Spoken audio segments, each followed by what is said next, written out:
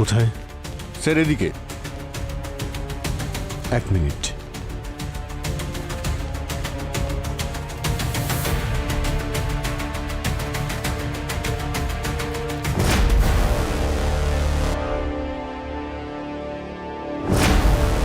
মনে হচ্ছে পেন্ট করতে করতে মারা গেছে।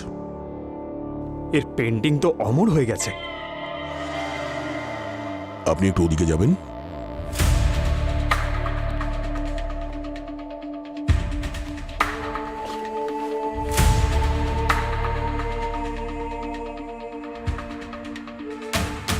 পেন্টিং এ যতগুলো স্ট্রোকস আছে একদমই ক্লিন। এই দেখতে পাচ্ছ এই শেষেরটা? অদ্ভুত না? মনে হচ্ছে এটা ওর শেষ স্ট্রোক ছিল।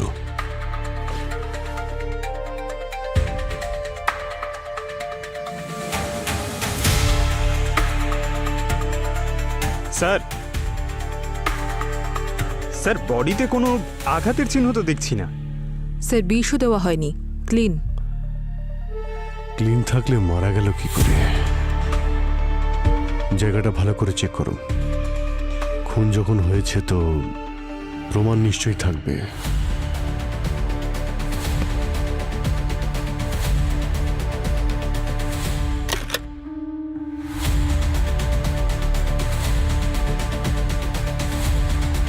স্যার, ফোন পাওয়া গেছে, হয়তো রঞ্জিতের। লক আছে।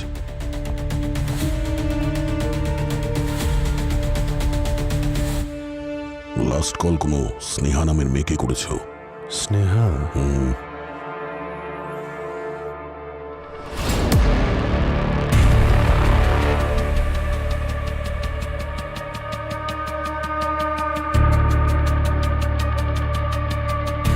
এই কাপে লিপস্টিকের চিহ্ন রয়েছে, মানে এখানে কেউ এসেছিল।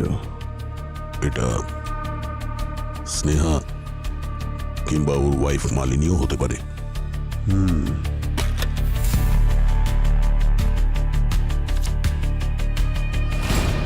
স্যার, এই ডায়েরি আর এই ফটোগুলো বক্সে পেলাম।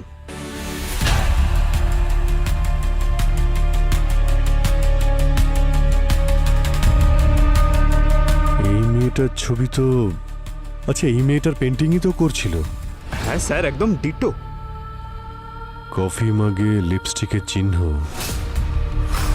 আর লাস্ট কল করেছিল স্নেহাকে। আর তারপর এই ডায়েরি আর মেয়েটার ফটো। এই মেয়েটার রঞ্জিতের সঙ্গে কোনো না কোনো সম্পর্ক ছিল। এই আবার স্নেহা নয় তো? চলো একবার ওর স্ত্রী মালিনীর সঙ্গে কথা বলি। আমি জানি না একে। হ্যাঁ, আমি এসেছিলাম এখানে, আমাদের অ্যানিভার্সারি ছিল, কিন্তু রঞ্জিত অ্যাজ ইউজুয়াল নিজের পেন্টিং নিয়ে বিজি ছিল। তারপর আমাদের মধ্যে ঝগড়াও হয়েছিল, কিন্তু যেহেতু ওর পেন্টিং কমপ্লিট করার ছিল সেজন্য আমি চলে গেছিলাম। আপনি চলেই যখন গেছিলেন তাহলে ফিরে এলেন কেন? আমি ভাবলাম যে এই সিচুয়েশনে যেন মুড খারাপ না করে, অ্যাটলিস্ট অ্যানিভার্সারির দিন একসাথে টাইম স্পেন্ড করে, শুধু এই জন্যই এসেছিলাম স্যার। কিন্তু যখন আমি এখানে এলাম তখন তখন রঞ্জিত ওয়াজ অলরেডি গন। হ্যাঁ স্যার, অনেক চিৎকার চেঁচামেচির আওয়াজ আসছিল ভেতর থেকে। স্যার আর ম্যাডাম দুজনেরই মাথা গরম ছিল। এই রঞ্জিত স্যারের মনে হচ্ছে কোনো মেয়ের সঙ্গে চক্কর ছিল, আর সেই জন্যই ম্যাডাম বারবার হুমকি দিয়ে বলছিল ওকে ভুলে যাও, তা না হলে ঠিক হবে না। মেরে ফেলারও কি হুমকি দিয়েছিল নাকি? হুমকি মানে স্যার খুব আজে বাজে কথা বলছিল। আমার তো বলতেও খুব লজ্জা করছে স্যার। আচ্ছা, তোমার কি এটা মনে হয় যে তোমার ম্যাডামই তোমার সাহেবকে মেরেছে? আসলে ব্যাপারটা কি স্যার, ম্যাডাম খুব রেগে এখান থেকে চলে গিয়েছিলেন।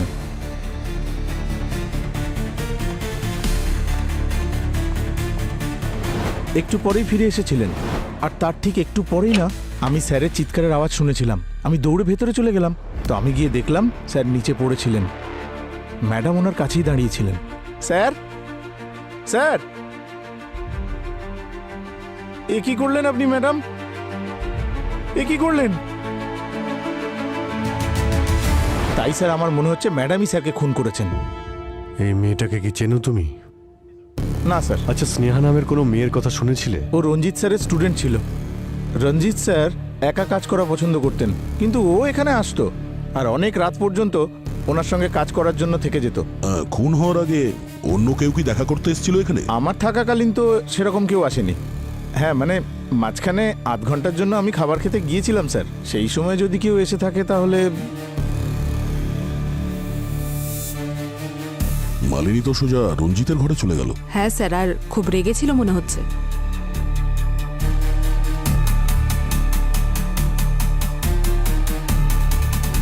একটু ফরওয়ার্ড করো তো।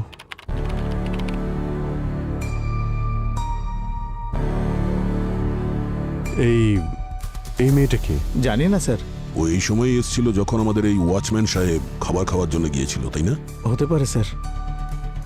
স্যার, ওর রেড হিলস আর জামা কাপড় বেশ দামি মনে হচ্ছে। যখন ওয়াচম্যান ভিতরে গেল ঠিক তার আগে মালিনী কতক্ষণ ছিল? স্যার প্রায় 10 মিনিট। আচ্ছা, ওই যে মেয়েটা যে ওর মুখটা ঢেকে রেখেছিল, ও কতক্ষণ ভিতরে ছিল? স্যার ও 10-15 মিনিট স্যার। 10-15 মিনিট তো কাউকে খুন করার জন্য যথেষ্ট। দুজনেই অনেক সময় পেয়েছে।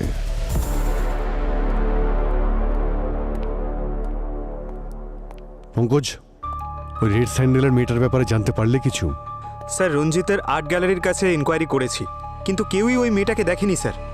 ওখানকার যতগুলো সিসিটিভি ক্যামেরা আছে সবটাই ট্রেস করার চেষ্টা করা হচ্ছে। ওই মেয়েটার ব্যাপারে সমস্ত ইনফরমেশন চাই আমার। ওকে কি করতে এসেছিল আর কোথায় পাওয়া যাবে ওকে। আই এম শিওর ওই মেয়েটাই কিছু একটা করেছে। আচ্ছা, তোমার কেন এটা মনে হচ্ছে যে ওই রেড স্যান্ডেল পরা মেয়েটাই রঞ্জিতকে খুন করেছে? আরে ভাই, কারো বাড়িতে কেউ মুখ ঢেকে ভালো কোনো উদ্দেশ্য নিয়ে তো ঢুকবে না। দেখতে গেলে উদ্দেশ্য তো মালিনীরও ঠিক ছিল না। ওয়াচম্যান বলছিল না যে মালিনী আর রঞ্জিত অনেকক্ষণ ধরে ভেতরে ঝগড়া করছিল? তাহলেও এতটা সময় যখন ভেতরে ছিল, যা খুশি হতে পারে। হ্যাঁ, হতে পারে, কিন্তু হাজব্যান্ড আর ওয়াইফের মধ্যে ঝামেলা তো হতেই পারে না।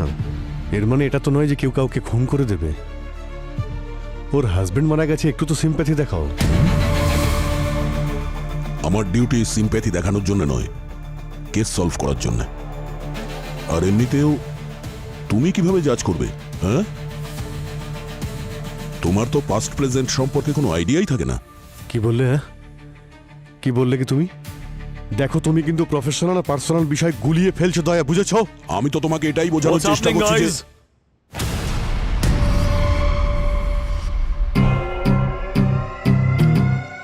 কি হচ্ছে এখানে? তোমরা দুজনে নিজেদের ইগো এই বিউরোর বাইরে রেখে আসবে। এখানে শুধুমাত্র ডিউটির কথা হবে। স্যার, আমি অভিজিৎকে এটাই বোঝানোর চেষ্টা দয়া। করছিলাম। তোমরা দুজনে যদি এইভাবে নিজেদের ওপর এইভাবে আঙুল তুলতে থাকো, তাহলে এই কেসটা কখনোই সলভ হবে না। আমি তোমাকে অন্য কেস দিচ্ছি, আমি আর অভিজিৎ এই কেসটা দেখে নেব। কিন্তু sir, that's an order.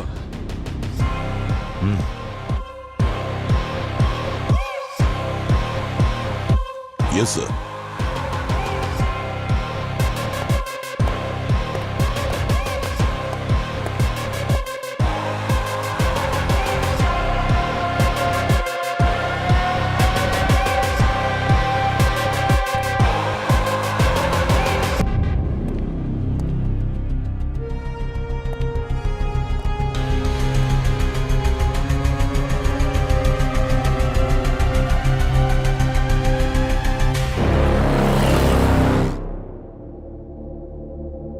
Sneha, এই ছবিতে আপনাকেই দেখা যাচ্ছে, তাই না?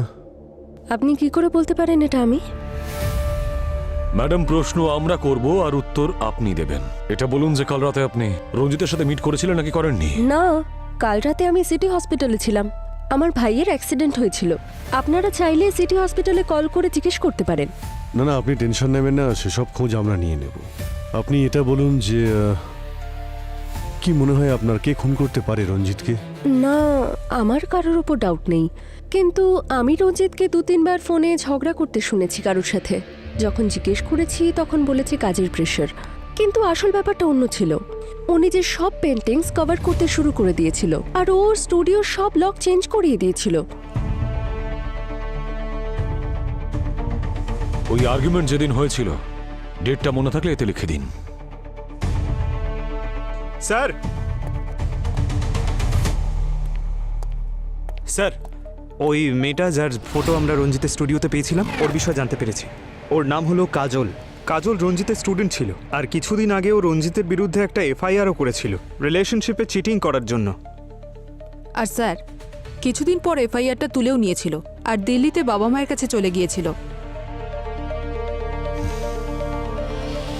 পঙ্কজ পুরবি, তোমরা দিল্লি রওনা হও এক্ষুনি, সব এনকোয়ারি করে এসো। Okay? I am sorry sir, but that's not possible. 1 মাস আগে কাজল সুইসাইড করেছিল। হোয়াট? হ্যাঁ স্যার, লোকাল পুলিশের কাছ থেকে জানা গেছে, কিন্তু সুইসাইডের কারণ খুঁজে পাওয়া যায়নি। তোর বাড়ির লোকের সঙ্গে কথা বলার চেষ্টা করেছো? ওর বোনের সঙ্গে কথা হয়েছে স্যার। ওরা বলছিল যে কাজল আর রঞ্জিত নাকি একটা রিলেশনশিপে ছিল, কিন্তু যেই মুহূর্তে কাজল ওকে বিয়ে করার কথা বলে রঞ্জিত ওর সঙ্গে ব্রেকআপ করে নেয় স্যার। ওর বোন বলছিল স্যার যে সুইসাইডের আগে কাজলের একটা ফোন এসেছিল, আর কলটা আসার পরেই ও ডিস্টার্ব হয়ে গিয়েছিল। তাহলে কলটা কি করেছিল? ফোন রেকর্ড চেক করেছিলে? রঞ্জিত করেছিল। রঞ্জিত? পঙ্কজ, একটা কাজ করো, রঞ্জিতের ডায়েরিতে যত ডেট আছে খোঁজ নিয়ে দেখো এই ডেটগুলোতেও কোথায় ছিল, সমস্ত ডিটেলস বের করো। আচ্ছা স্যার। মিথ্যে বলবেন না মালিনী দেবী, আপনার হাজবেন্ডের ওপর ওই কাজল কেস করেছিল, আর আপনি বলছেন আপনি কিছুই জানেন না। দেখুন, যা যা হয়েছিল আপনি যা জানেন সত্যি বলে দিন আমাদেরকে, না হলে আমরা গ্যারান্টি দিতে পারবো না যে আপনাকে আর কতগুলো দিন এই বিয়েতে কাটাতে হবে। হ্যাঁ স্যার, আমি একে চিনতাম, আর এটাও জানতাম যে আমার হাজবেন্ডের এর সাথে অ্যাফেয়ার ছিল। আমি এই জন্যই কিছু বলিনি, কারণ অকারণে পাবলিকে আমার আর রঞ্জিতের নাম খারাপ হতো। এমনিতেও এর জন্য আমাদের মধ্যে অনেক ঝামেলা হতো, কিন্তু এখনো অবধি আমি ওর সাথে দেখাও করিনি, আর আমি ওকে চিনিও না। আপনি ওকে চেনেন নাকি চেনেন না সেটা ইম্পর্টেন্ট নয়। রঞ্জিতের যেদিন মার্ডার হয়েছিল সেই রাতে আপনি ওর সঙ্গেই ছিলেন, এটা ইম্পর্টেন্ট।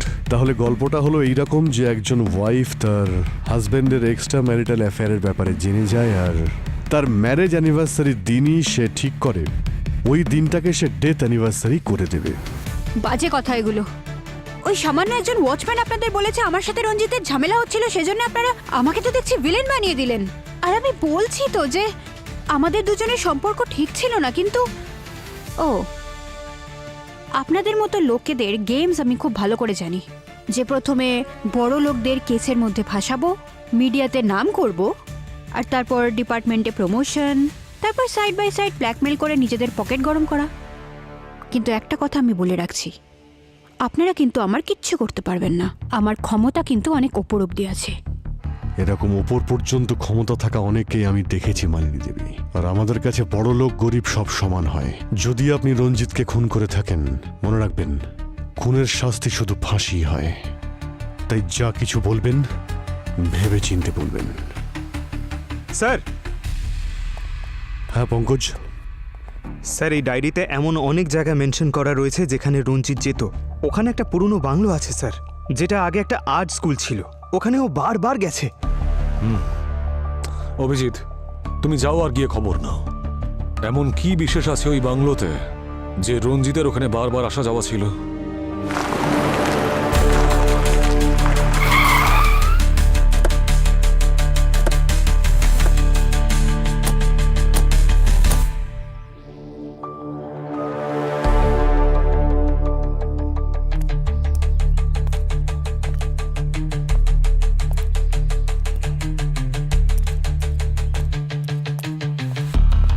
স্যার,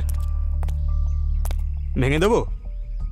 আরে ছাড়ো না ভাই পঙ্কজ, দরজা ভাঙতে গিয়ে আবার তোমার পাটা না ভেঙে যায়। দরজা ভাঙার কাজ তো শুধু দয়া,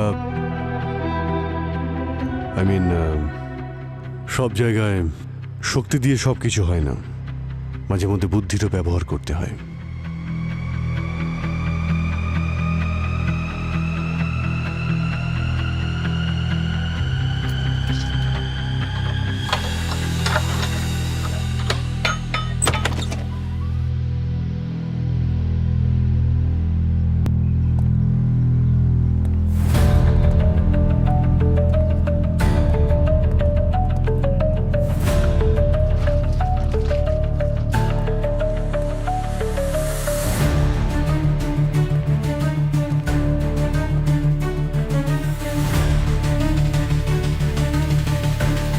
এতগুলো পেন্টিং!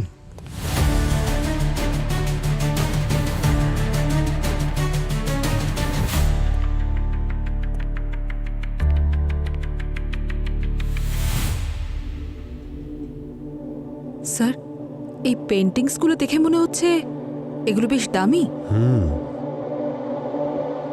রঞ্জিত কি এখানে পেন্টিং এর জন্যই আসতো নাকি? স্যার এই রঞ্জিতের মৃত্যুর পিছনে নিশ্চয়ই অন্য কারণ আছে। ঠিক বলেছ। একটা কাজ করো, বাংলোটাকে সিল করে দাও। খোঁজ নিয়ে দেখো বাংলোটা কার, আর এই সমস্ত পেন্টিংগুলো তোলো।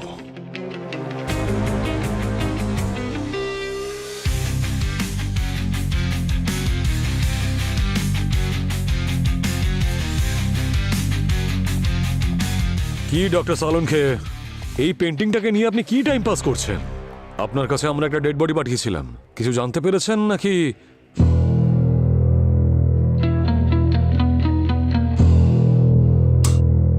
আরে অভিজিৎ, বড় অদ্ভুত কেস নিয়ে তুমি এসেছো। কেন, কি হয়েছে?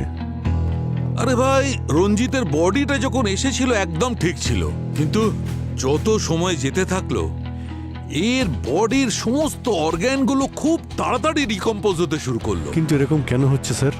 আপনারা তো বডিটাকে প্রিজার্ভ করে রাখেন না? হ্যাঁ রাখি, কিন্তু এর বডিতে অবশ্যই কিছু একটা আছে যার কারণে ওর অর্গ্যানগুলো ডিকম্পোজ হয়ে চলেছে। কি স্যার? আসলে আমি পাঠিয়েছি গার্গিকে ওর ব্লাড স্যাম্পলস আর টিস্যু স্যাম্পলস নিয়ে আমাদের সেন্ট্রাল ল্যাবে। ওখানে চেকিং হবে, তারপরে জানা যাবে যে কি কারণে ওর অর্গানগুলো এত তাড়াতাড়ি ডিকম্পোজ হয়ে চলেছে। তাই ততক্ষণ একটু পেন্টিংটার সঙ্গে আমি টাইম পাস করে নিই। আসুন।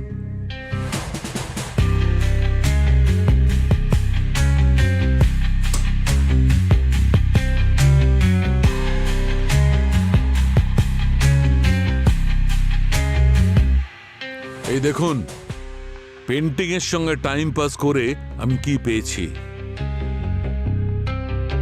কিছু রহস্যকে রহস্য রাখার জন্যে মরতেই হয়। এমন কোন রহস্য আছে যে কারণে রঞ্জিতকে এইভাবে মরতে হলো?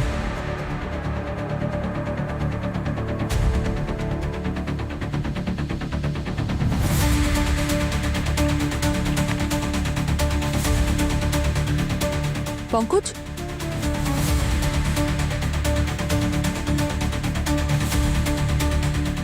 এই দেখো। অভিজিৎ স্যারকে ফোন করছি। আরে স্যার, আপনাকেই ফোন করছিলাম। স্যার এই দেখুন।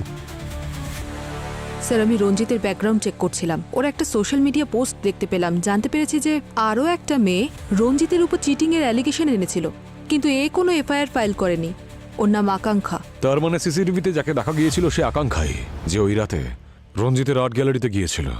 খোঁজ নাও, গিয়ে মিট করো ওর সঙ্গে। বিখ্যাত পেন্টার রঞ্জিতের মৃত্যুর পেছনে কার হাত রয়েছে সেই রহস্য এখনো রহস্যই আছে, কিন্তু এখন যখন সিআইডি ইনভলভ হয়েছে এই কেসে, তখন নিশ্চয়ই আমরা খুনিকে শনাক্ত করতে পারবো। কিন্তু এই মুহূর্তে আপনারা আমাদের সাথে থাকুন। আপনাদের মধ্যে আসছে কিরণ, রহস্য উদ্ঘাটন করতে, যে রহস্য আসলে একটা স্ক্যাম, যেটা আপনার রাতের ঘুম কেড়ে নিতে পারে। সুনীল, আমাকে তো একটু হেল্প করতে পারো? সারাদিন বসে বসে টিভিই দেখে যাও। নমস্কার দর্শক, আমি হলাম কিরণ, দেখছেন সেকেন্ডস রিপোর্ট। আপনাদেরকে স্বাগত জানাই। সুনীল, কখন থেকে চিৎকার করছি, কিন্তু তুমি তো টিভি দেখা থেকে বিরতিই নিতে পারছো না। তাজা খবর, শুধু তুমি খ্যাচখ্যাচ করো, শান্তিতে একটু টিভিও দেখতে দেবে না। সেই সত্য ঘটনাগুলো তুলে নিয়ে আসি। আচ্ছা তাই বুঝি? আর এর গলা তো কোকিলের মতো লাগে তোমার, তাই না? এখানে বসে তুমি কোনো নিউজ টিউজ দেখো না, এই বাজে মেয়ে কিরণকে দেখার জন্য তুমি টিভি অন করো। আমি সত্যি যদি পারতাম তাহলে এই নিউজ চ্যানেলটা বন্ধ করে দিতাম, আর এই মেয়েটার গলা টিপে দিতাম। ফুটেজ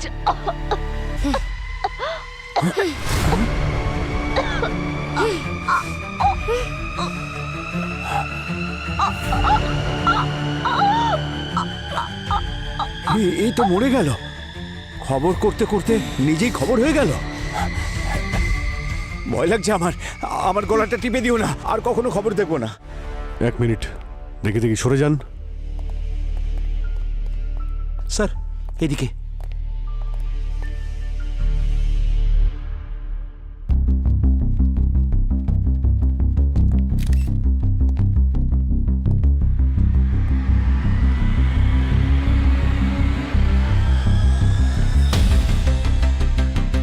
ইয়েস ডক্টর গার্গী, জানতে পারলে কিছু? বিষ দিয়ে মারা হয়েছে ওকে। বিষ?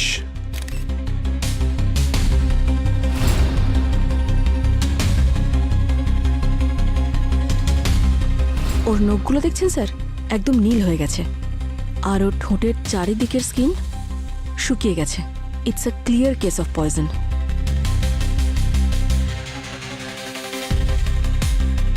দেখি পিছিয়ে দাঁড়ান, পিছিয়ে। আপনারা ওদিকটা গিয়ে লাইন দিয়ে দাঁড়ান। কি করছেন কি আপনারা?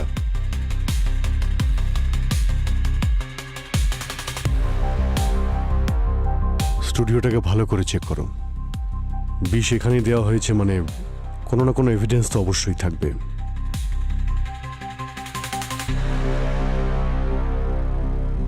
এখানকার ডিরেক্টর কে? আমি স্যার কি নাম আপনার? রমেন। লাইভ ক্যামেরায় যা কিছু হয়েছে তা তো ভাইরাল হয়েই গেছে, কিন্তু এখানে সব কি করে হলো আপনি আমাকে বলবেন? স্যার কিচ্ছু বলতে পারবো না, সব কিছুই অন্যদিনের মতো নর্মালি ছিল। কিরণের প্রাইম টাইম শো ছিল, 7-9টার সময় আমরা লাইভে এসেছিলাম। কিরণ প্রোগ্রাম শুরু করেছিল, আর ঠিক তখনই হঠাৎ ওর গলায় ব্যথা শুরু হয়। 30 সেকেন্ডের মধ্যে ওর মৃত্যু হয় স্যার। হ্যাঁ স্যার, সব কিছু এত স্পিডে হলো যে কিছু বোঝাই গেল না। আপনি কি করেন? স্যার আমি এখানকার ফ্লোর ম্যানেজার নাদিম। এখানকার যতগুলো ফুটেজ আছে সবই চাই আমার। Okay sir. আর কিরণের মৃত্যুর আগে ও কার কার সঙ্গে দেখা করেছিল?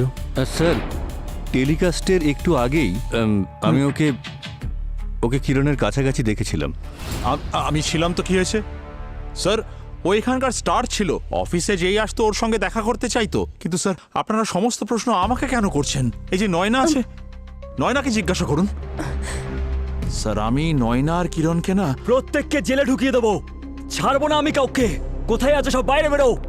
কিরণকে মেরে ফেলেছো তোমরা সবাই। এক মিনিট ওনাকে ছাড়ো। কে আপনি? স্যার আমি কিরণের হাজবেন্ড। আই এম শিওর এরাই দোষী, কিরণকে মেরে ফেলেছে এরা সবাই। আপনি বলুন এত সিকিউরিটির পরও ওকে কেউ কিভাবে মারতে পারে? আপনি কোথায় ছিলেন যখন কিরণ মারা যায়? স্যার আমি নিজের বাড়িতেই ছিলাম, কিরণের সাথে এইসব হচ্ছিল আর আমি কিচ্ছু করতে পারিনি। দাঁড়িয়ে দাঁড়িয়ে সব দেখতে হলো আমাকে। আমার চোখের সামনে কিরণ দম বন্ধ হয়ে মারা গেল স্যার, আমি কিচ্ছু করতে পারলাম না ওর জন্য। আচ্ছা মিস্টার কবির, আপনি কাউকে সন্দেহ করেন? স্যার আমি তো বললাম এরা দেখুন, সবাই এনাদের সবাইকে আমি জিজ্ঞাসাবাদ করছি, ইনভেস্টিগেশন চলছে। এনাদের ছাড়া আর কাউকে সন্দেহ হয় আপনার? আই মিন কিরণের সঙ্গে কারোর কোনো ঝামেলা হয়েছিল বা আপনার কোনো শত্রু? স্যার জোর দিয়ে আমি তেমন কিছু বলতে পারবো না, কিন্তু কিরণ কিছুদিন ধরে টেনশনে ছিল। আমি ওকে জিজ্ঞেস করলাম যে কি হয়েছে, আমাকে বলতে পারো তো, কিন্তু ও বললো যে অফিসে অনেক কাজ আছে, অনেক স্ট্রেস। দেন আই থট যে এটা মিডিয়া লাইন, স্ট্রেস থাকা স্বাভাবিক, তাই। কিন্তু স্যার আমি আপনাকে বলে দিচ্ছি এরা সবাই মিলেই ওকে মেরেছে। ঠিক আছে, সেটা আমরা দেখে এদেরকে নিচ্ছি। ধরুন, ছাড়বেন আমরা না সব কাউকে। দেখছি। আচ্ছা ওনাকে বসাও ওনাকে। আপনি বসুন। বসুন।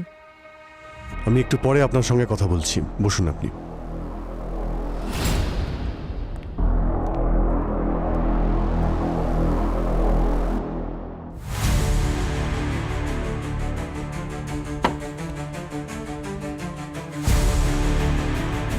আচ্ছা আপনারা কি বলছিলেন নয়নার ব্যাপারে? হ্যাঁ স্যার আমি যেটা বলছিলাম, আমি নয়না আর কিরণের মধ্যে একদিন প্রচন্ড ঝগড়া হতে দেখেছি। কি বলছে?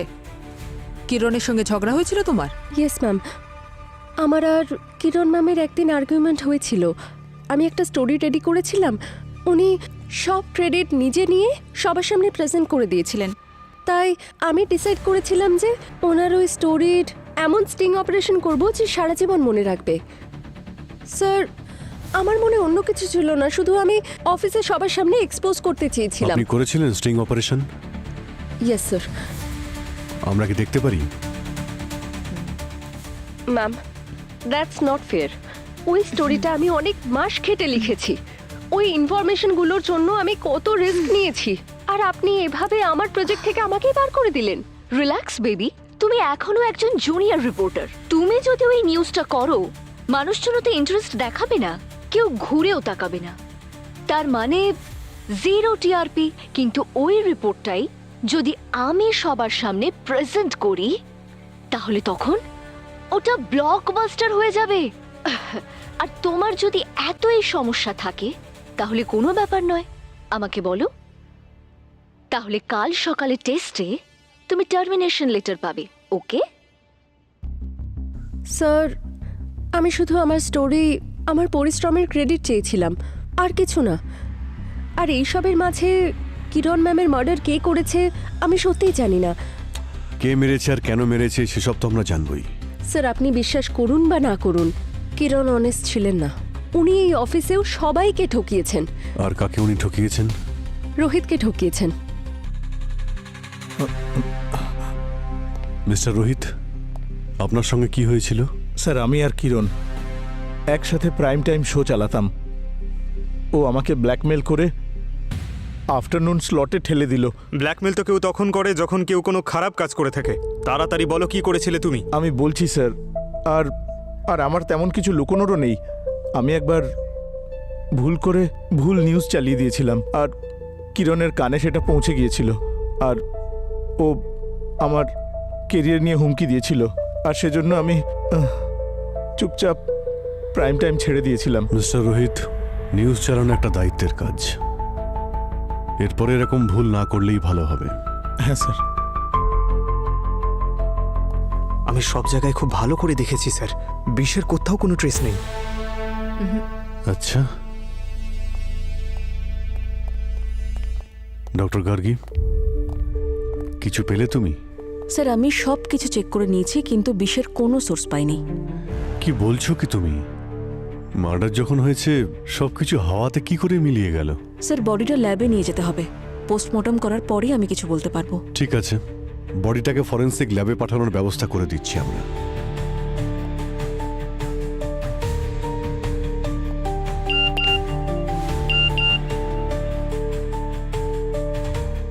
স্যার,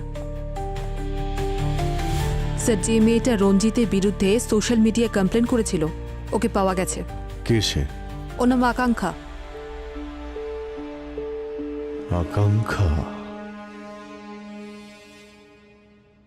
কেউ যদি আমার ক্ষতি করার চেষ্টাও করে তাও আমি তাকে কিছু বলবো না। আচ্ছা, প্রতিশোধ নিতেও নয়? What do you mean? I mean আকাঙ্ক্ষা, তুমি যে সোশ্যাল মিডিয়ায় পোস্টটা করেছিলে রঞ্জিতের বিরুদ্ধে রাগ করে, সেটা দেখে মনে হয়নি রঞ্জিতকে তুমি এমনি ছেড়ে দেবে। রঞ্জিত আমায় চিট করেছিল। আমি কোনোদিন জানতেই পারলাম না যে ও ম্যারিড। আমি ডিপ্রেশনে চলে গিয়েছিলাম, অনেক কষ্টে ওভারকাম করেছি। আর ম্যাম, আজকাল সোশ্যাল মিডিয়া সব থেকে সেফ জায়গা নিজের অ্যাঙ্গার আর ডিপ্রেশন বের করার জন্যে। আপনি ওখানে হাজার হাজার পোস্ট পাবেন এরকম। আচ্ছা, সেই হাজারটা লোক রঞ্জিতের আর্ট গ্যালারিতে নিশ্চয়ই যেত না? এর তো মুখ ঢেকে আছে ম্যাম। আপনি কি করে শিওর হচ্ছেন যে এটা আমি? কাল রাতে কোথায় ছিলে তুমি? নিজের বাড়িতে। আমার স্টামাক আপসেট ছিল উইথ এ লিটল ফিভার। আমি ওষুধ খেয়ে ঘুমাচ্ছিলাম। কোনো প্রুফ আছে তোমার কাছে? ম্যাম আমি একা থাকি। এবার একা থাকলে আমি প্রুফ কোথা থেকে দেব? আপনি তো একজন সিআইডি অফিসার, খোঁজ নিয়ে জেনে নিন। সে তো আমি অবশ্যই জানবো। স্যার, আমি আকাঙ্ক্ষার ফোনের লোকেশন চেক করেছিলাম, ও ঠিকই বলেছে রঞ্জিতের মার্ডারের সময় ও বাড়িতেই আর ছিল। স্যার ওই বাংলোটা যে আছে সেটা কিন্তু রঞ্জিতের নামেই রয়েছে। রঞ্জিতের নামে? এত দামি পেন্টিং যেটা বিক্রি করে কয়েক লাখ টাকা কামানো যায়, সেটা আর্ট গ্যালারিতে রাখার বদলে ওখানে ওই পুরনো বাড়িতে কেন রাখতে গেল? স্যার, ওই স্নেহা যে বলছিল রঞ্জিতের সঙ্গে কার নাকি ঝামেলা হতো, ওই ডিটেল থেকে একটা কমন নাম্বার সামনে এসেছে, বিক্রম নামের কেউ। একের পর এক চরিত্র দেখছি বেড়েই চলেছে এখানে। এই বিক্রমের অ্যাড্রেস কি আছে? ওকে, কি এলো এখন আবার?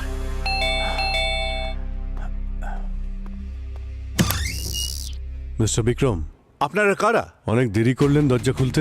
আরে এ কি অসভ্যতা! কি করছিলেন আপনি? হ্যাঁ, আমি তো ওয়াশরুমে ছিলাম। আপনারা কারা? আমরা সিআইডির লোক। সরি স্যার, একটু বেশি রিয়াক্ট করে ফেলেছি। কাল রাতে আপনি কোথায় ছিলেন? এখানেই ছিলাম, বাড়িতে। রঞ্জিতকে নিশ্চয়ই আপনি চেনেন। আরে ওকে কে চেনে না স্যার? এক নম্বরের ফ্রড আর অত্যন্ত ভাঁওতাবাজ। ও তো নামকরা পেইন্টার ছিল। আরে কি এমন পেন্টারও অন্যদের স্টাইল আর আইডিয়া কপি করে এস্টাবলিশ করেছে নিজের ক্যারিয়ার। আমার স্টাইলও কপি করেছিল ও স্যার। শুধু এইটুকুর জন্য ওকে খুন করলে? আরে কি কথা বলছেন আপনারা? আমি কোনো মার্ডার ফার্ডার করিনি, ট্রাস্ট মি। আপনার সঙ্গে ফোনে নাকি প্রায় ঝামেলা হতো ওর সঙ্গে। শুনেছি আপনি হুমকিও দিয়েছিলেন। স্যার সেদিন ও আমাকে এত বাজে বাজে কথা বলেছিল, যাতে কিছু খারাপ কথা আমিও বলেছিলাম ওকে। That's it. আর রাগের মাথায় মানুষ তো অনেক কিছুই খারাপ কথা বলে ফেলে। তার মানে তো এই নয় স্যার আমি ওকে মার্ডার করেছি।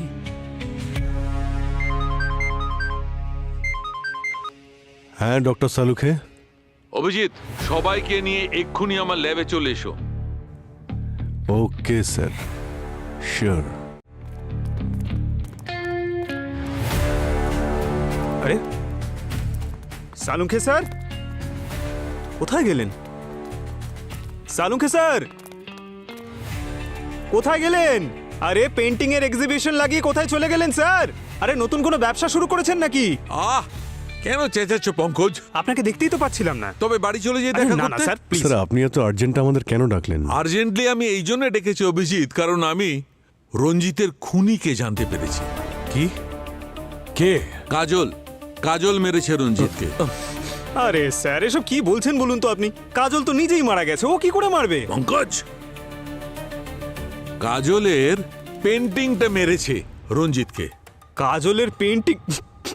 স্যার এটা হলো কি করে? আই মিন আপনি জানলেন কি করে? দেখো, যখন গার্গী আমাদের সেন্ট্রাল ল্যাবে ওই রঞ্জিতের ব্লাড আর টিস্যুস চেক করছিল, রিপোর্ট চেক করছিল, তখন আমি কিরণের পোস্টমর্টেম করছিলাম। অদ্ভুত ব্যাপার, আমি কিরণের অর্গানগুলো ওই রকমই ডিকম্পোজ হতে দেখলাম, ওই রকমই তাড়াতাড়ি যেমন রঞ্জিতের অর্গানগুলো ডিকম্পোজ হচ্ছিল। তার মানে রঞ্জিত আর কিরণের মৃত্যু একই বিষয়ের জন্য হয়েছে? স্যার, সাইটোনিয়াম 47। AK-47 এর পরে প্রথমবার এই ভয়ঙ্কর একটা নাম শুনলাম। কি ছিল জানো? সাইটোনিয়াম 47। সেটাই? হ্যাঁ, সেটা খুব বিপজ্জনক বিষ পঙ্কজ। ইনফ্যাক্ট AK-47 এর থেকেও বেশি। এক সেকেন্ডেই সব শেষ হয়ে যায়, ডেড। আর খুব তাড়াতাড়ি ওর অর্গানগুলো ডিকম্পোজ হতে শুরু করে দেয়। স্যার বিষ যখন ছিল তখন আপনি বডিতে কেন পেলেন না? এটাই তো এর বিশেষত্ব স্যার। এটা ভিকটিম মারা যাওয়ার কয়েক ঘন্টা পরেই ডাইলিউট হয়ে যায়। রঞ্জিতের কেসেও এটাই হয়েছিল। কিন্তু এই বিষটা এদের দুজনের শরীরে এলো কি করে? মানে রঞ্জিত আর কিরণ দুজনের মৃত্যুর আগে কোনো কিছুই তো খায়নি, আর না এদের শরীরে কোনো ইনজেকশন দেওয়ার চিহ্ন রয়েছে। ইউ আর রাইট, এই কথাটাই আমিও ভাবছিলাম। একই জিনিস আমাকেও খুব ভাবাচ্ছিল, কিন্তু আমি যখন রিপোর্ট দেখলাম একদম ক্লিয়ার। আর তারপর আমি রঞ্জিতের স্টুডিও গেলাম আর ওখান থেকে সমস্ত জিনিসপত্র তুলে আনলাম। বস, খুবই স্পেশাল কেমিক্যাল এটা, স্কিনের মধ্যে দিয়েও বডির ভেতরে প্রবেশ করতে পারে। আর রঞ্জিতের কেসটায় এই বিষ ভেতরে ঢুকেছে লিনসিড অয়েলের মাধ্যমে। লিনসিড অয়েল, যা বেশিরভাগ পেইন্টাররা নিজেদের পেইন্টিংয়ে ব্যবহার করে। পেইন্টার মাঝে মধ্যে তুলির সঙ্গে সঙ্গে নিজেদের হাতও ব্যবহার করে। ব্যাস, এই সুযোগটাই খুনি কাজে লাগিয়েছে রঞ্জিতকে মারবার জন্য। আর স্যার কিরণ কিভাবে মারা গেছে? ও ঠোঁটে যে লিপস্টিকটা ইউজ করেছিল তার মাধ্যমে। ক্যামেরায় লাইভ যাওয়ার আগে নিশ্চয়ই ইউজ করেছিল। And that's it, game over. তাহলে এই কেমিক্যাল যদি, মানে এই বিষটা, এটা যখন এতটাই ডেঞ্জারাস, তখন এটাকে অ্যারেঞ্জ করা বা তৈরি করা নিশ্চয়ই ততটাই মুশকিল। অ্যাকচুয়ালি এই কেমিক্যালটা যতটা বিপজ্জনক, এটা তৈরি করা ততটাই সহজ। এইটা তৈরি করবার জন্য যে কেমিক্যাল, যে কম্পোনেন্টসের দরকার পড়ে, সেসব খুব সহজেই মার্কেটে কিনতে পাওয়া যায়।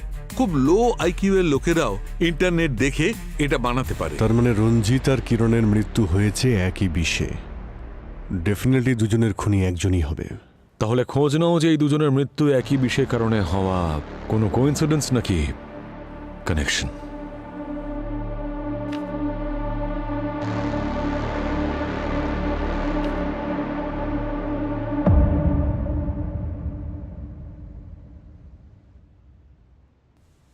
স্যার স্যার কিরণের জিনিসপত্র থেকে আমরা কিছু ফেমাস পেইন্টারের পোর্টফোলিও পেয়েছি আর কিছু পেইন্টিংসের ফটোজ। এই দেখুন, এটা এটা এই পেন্টিংটা, এটা তো ওই পেন্টিংটা যেটা রঞ্জিতের বাংলোতে দেখেছিলাম। তার মানে এই কেসে শুধু মার্ডারই নয়, নকল পেন্টিং তৈরি করার একটা অ্যাঙ্গেলও রয়েছে। একটা কাজ করো, রঞ্জিতের বাংলো থেকে যতগুলো পেন্টিং পাওয়া গেছিল সব বিউরোতে নিয়ে এসো।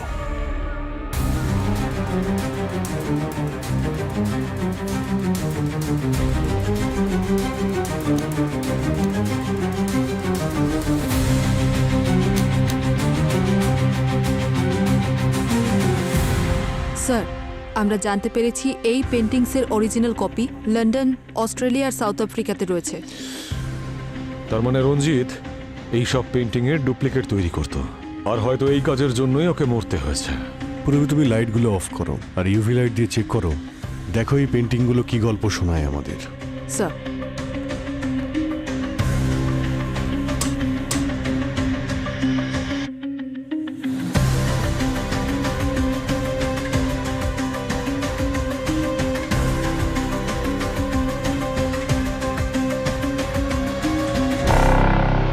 এই পেন্টিংগুলো বিক্রি করার জন্য হয়তো এই কোডটা প্রয়োজন। পঙ্কজ, তুমি একটু ওই পেন্টিংটা চেক করো।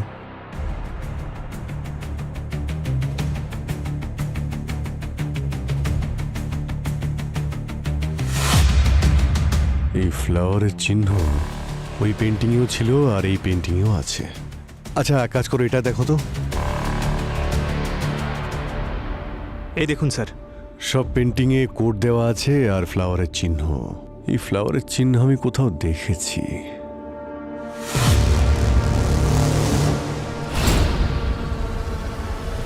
চলো ওনার সঙ্গে দেখা করি গিয়ে। আপনারা আবার আসুন স্যার, ভেতরে ওয়েলকাম, আসুন স্যার। আসতেই হলো বিক্রম বাবু, কারণ সত্যিটা জানতে চাই। কোন সত্যি? কারণ গতবার আপনি পুরো সত্যিটা তো বলেননি। মানে এটাই যে আপনি নকল পেন্টিং বানান। একটা বাংলো থেকে আপনার বানানো নকল পেন্টিং পেয়েছি আমরা, বুঝেছেন আপনি? আপনার কাছে কি প্রমাণ আছে? ওই পেন্টিং আমার। বাজে কথা বলছেন। কি বিক্রম বাবু, সত্যিটা বলবেন নাকি আরো যত্ন করতে হবে আপনাকে? হ্যাঁ,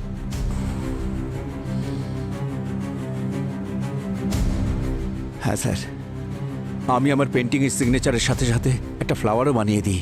অনেক টাকা পাই স্যার নকল পেন্টিংয়ের জন্য। কন্ট্রাক্ট কে দেয়? জানি না স্যার, কখনো দেখিনি তাকে। ইনফ্যাক্ট আমি গলাও শুনিনি কখনো। আমি শুধু পেন্টিংটা বানিয়ে বাংলোর বাইরে রাখতাম। সেখানেই আমি টাকা আর একটা লেটার পেতাম। তার ভেতর থাকতো যে পেন্টিং বানাতে হবে তার ফটো। তা এইসব নিয়ে রঞ্জিতের সঙ্গে কেন ঝগড়া হলো? তেমন কিছু না, ও আমার ইল্লিগাল কাজের ব্যাপারে জানতে পেরে গিয়েছিল। আমাকে হুমকি দিচ্ছিল, বলেছিল আমি কাজ বন্ধ না করলে সবার সামনে আমাকে এক্সপোজ করে দেবে। স্যার, রঞ্জিতকে মারা হয়েছে কারণ ও নকল পেন্টিংসের বিজনেসকে এক্সপোজ করতে চেয়েছিল। কিন্তু কিরণকে মারা হলো কেন? খুনির সাথে ওর কি সম্পর্ক?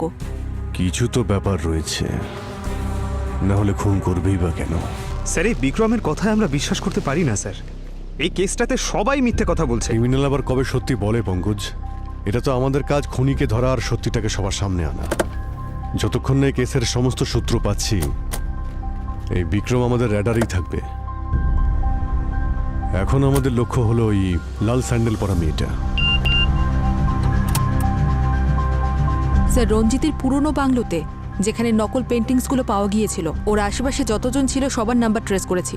একটা নাম দেখে আপনিও চমকে যাবেন। এই দেখুন, সূত্র পেয়ে গেছি।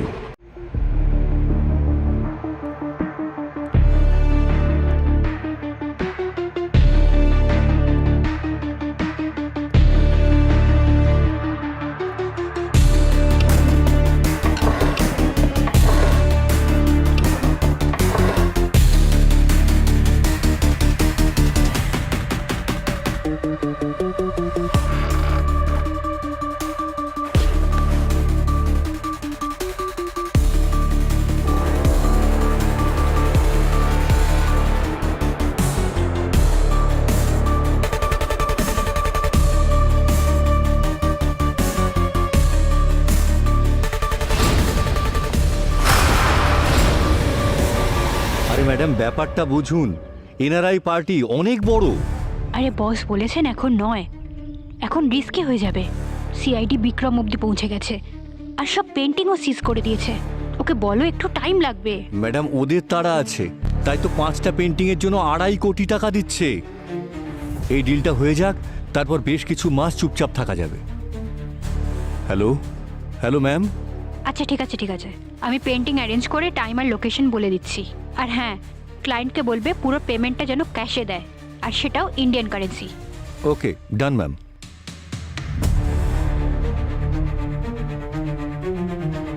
স্যার, আপনারা যা বলেছিলেন তাই তো করলাম। এখন কিছু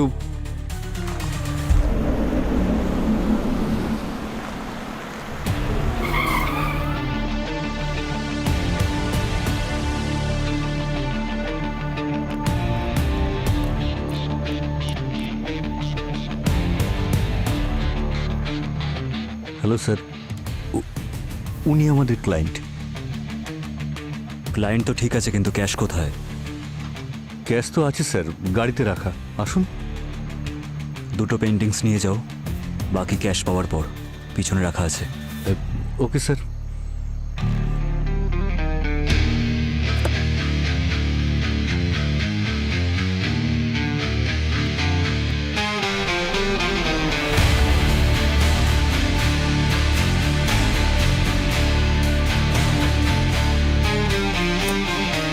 আমার চোখের সামনে কিরণ দম বন্ধ হয়ে মারা গেল স্যার, আর আমি ওর জন্য কিচ্ছু করতে পারলাম না।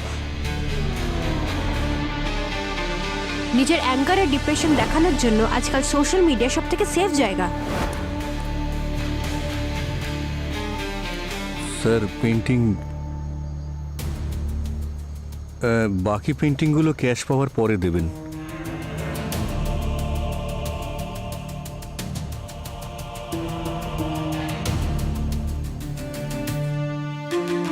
ক্যাশ। ক্যাশ।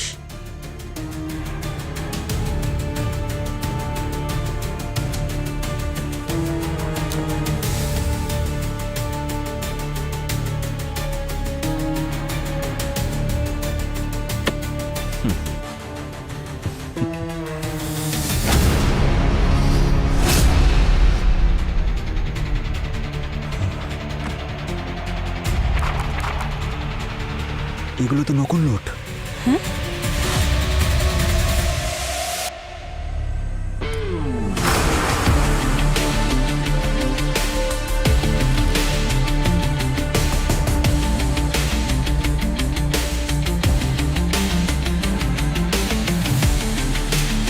লাউ গাছ লাগালে আম পাবে কোথা থেকে মিস্টার কবির?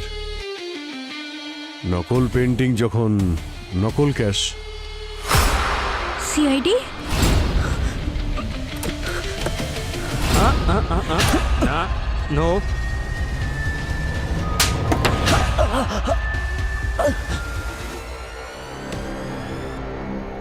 স্যার, রঞ্জিত আমার নকল পেন্টিংসের বিজনেসের ব্যাপারে জানতে পেরে গিয়েছিল। ও বলেছিল যে আমার এই বিজনেসটা বন্ধ করতে হবে, না হলে ও আমাকে সবার সামনে এক্সপোজ করে দেবে। কিন্তু যখন আমি বিজনেসটা বন্ধ করলাম না, তখন ও কিরণের সাথে দেখা করলো যাতে মিডিয়ার সামনেই কথাগুলো আসতে পারে। রঞ্জিত জানতো না যে কিরণ তোমার ওয়াইফ? না স্যার, কিরণ আমার ওয়াইফ হওয়ার সম্পূর্ণ সুযোগ নিয়েছে। আমি ওকে কারোর সাথে ফোনে কথা বলতে শুনেছিলাম স্যার, যে ও প্রাইম টাইমে আমাকে এক্সপোজ করে দেবে, জেলে পাঠিয়ে দেবে আমাকে, আর তারপর আমার থেকে ডিভোর্স নিয়ে অ্যালুমিনির টাকা নিয়ে এনজয় করবে। স্যার, রঞ্জিত আর কিরণকে রাস্তা থেকে সরিয়ে দেওয়ার জন্য আমি একটা প্ল্যান করলাম, আর সেটার জন্য আমি আকাঙ্ক্ষাকে পাশে পেলাম। কারণ আমি আকাঙ্ক্ষা আর রঞ্জিতের পাস্টের ব্যাপারে অনেক কিছু জানতাম, আর আমি এটাও জানতাম যে ও অবশ্যই প্রতিশোধ নেবে। রঞ্জিতের মতো চিটার মারা গেছে ঠিকই হয়েছে। আই এম গ্ল্যাড আমার হাতেই মরেছে, সেজন্যই আমি ওর সাথে হাত মিলিয়েছিলাম। যেদিন আমি রঞ্জিতের সাথে দেখা করতে গেছিলাম, সেদিন ওর পেন্টিং অয়েলটা আমি চেঞ্জ করে দিয়েছিলাম পয়জন অয়েলের সাথে। আর ঠিক সেইভাবেই আমি বাড়িতে কিরণের লিপস্টিকটা চেঞ্জ করে দিয়েছিলাম। এবার দেখো কিভাবে চেঞ্জ হয় তোমাদের লাইফ, যখন জেলের মধ্যে তোমরা পচে মরবে।